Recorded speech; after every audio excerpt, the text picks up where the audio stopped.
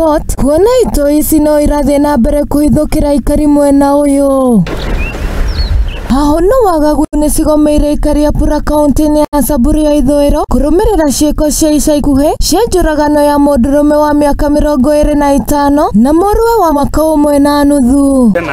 Naongea nikiwa na huzuni sana ya kwamba jana usiku masaa ya saa 6 ya usiku wakora walikuja wakavamia area yangu mahali inaitwa Lolmolok area ya Simiti. Kitu ya kutangaza na ya kufanya mtu kasirika kabisa ni kwamba mtoto kijana ya miaka 25 pamoja na mtoto yake ya miaka 1.5 wameuawa.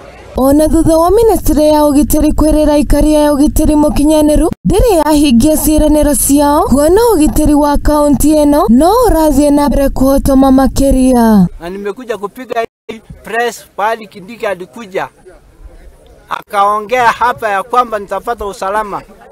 Bado mpaka wa leo mimi nalia tu kila wakati.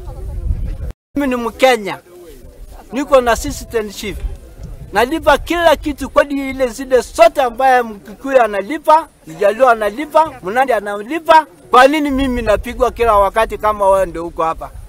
Iwezi kuwa kila siku ng'ombe inaenda mahali watu wanauawa. Leo ni uchungu. Nataka hata human rights wakuja waingilia ya kwamba wajue mtoto ya miaka 1.5 ako na makosa gani mpaka inafika mahali ya kwamba anaingiliwa ndani ya nyumba na anauawa pamoja na baba yake. Wadi ya Suguta kaunti-inĩ ya Samburu niyo makiria nĩ ciĩko ici na rĩu rĩtana rĩa mũrũgamĩrĩri wa wadi ĩno kũrĩ thirikari nĩ gũkorwo makimateithĩrĩria na maafitha ugitiri makinyanĩirie ikĩro. Nimeshindwa kabisa nikisema kwamba kama kuna ward ambayo imekuwa affected zaidi ni ward ya Suguta Marwa, na nataka kuambia our CS Interior Kindiki ya kwamba kuja Lolmolok, kuja Suguta uangalie nini ambayo inaendelea, kwa sababu watu wamekuwa displaced, watu wanaishi kwa manyata.